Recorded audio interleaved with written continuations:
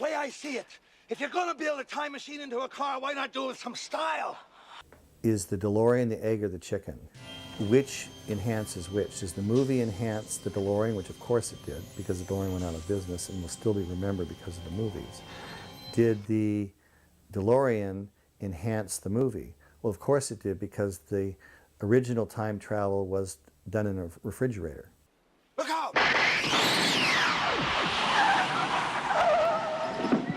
When Bob Gale and Bob Zemeckis decided that they weren't going to make the time machine a refrigerator and they were going to make it a DeLorean, it was a natural pick.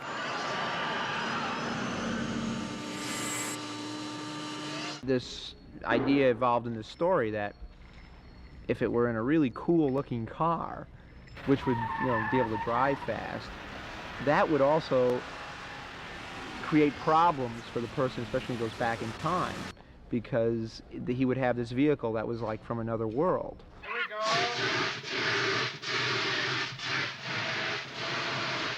Debris and rolling. Hey, camera rolling. Mark. Action!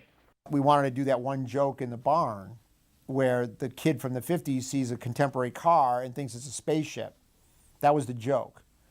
And then we said, oh, well, shit, DeLorean. They have gull-wing doors. It's a flying saucer from outer space!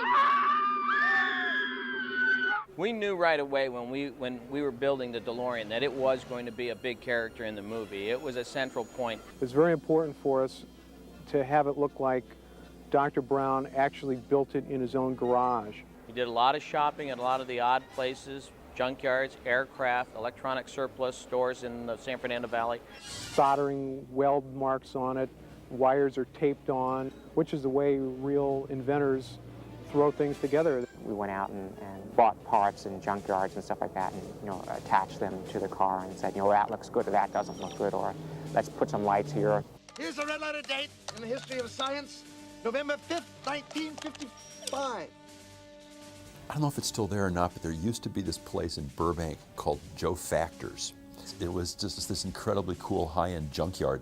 We had this sort of running account at Joe Factor's, and we'd go over there and just load the truck up with more stuff from Joe's, and then take it back to the shop where they were building the DeLorean. This is heavy duty, Doc. This is great. We started picking up different elements that we thought would look good on the car, from the Dodge Polaris hubcap in the back, and we kept running wires and choosing lights and whatever served the story. It was pretty great. It was pretty cool.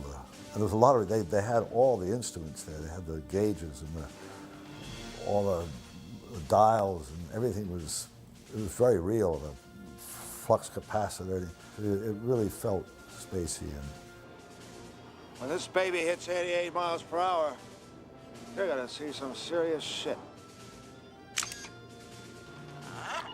I mean, they all have kind of an imagination about time travel and things futuristic. I remember the nights with the DeLorean. We shot those out in Puente Hills.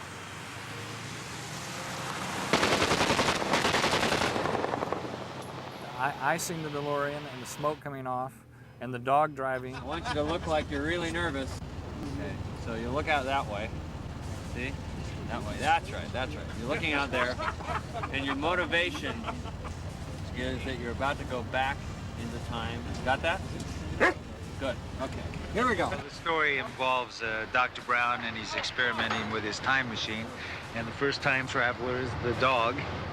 The dog drives pretty well, but he doesn't make turns very well. So we have a human, which is me. This is the head, and you see through the mouth.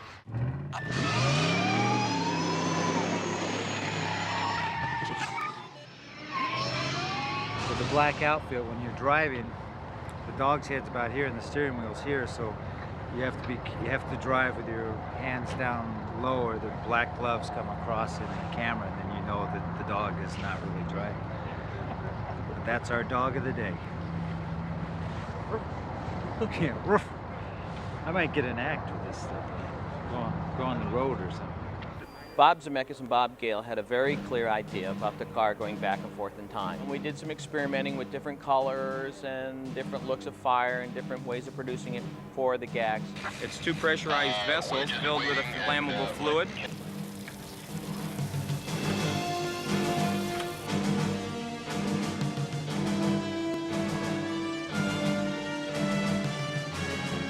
Bob said, all I can tell you is that I wanted to feel like there's a Neanderthal sitting on the hood of this DeLorean with an ice pick just chipping away in front of the car, the fabric of time.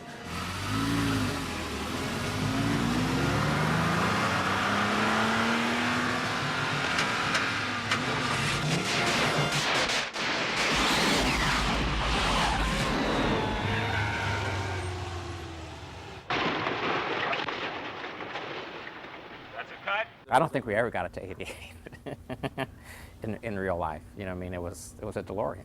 Well, at the time, the car, gosh, it was 4 or 5 years old when the first Back to the Future came out, and by that point, the car, sad to say, it tanked. I love the fact that Bob and Bob created an icon out of a failed American dream. And then, of course, the fact that, you know, John DeLorean got busted for cocaine, you know, and trafficking and everything, that just made it all cooler.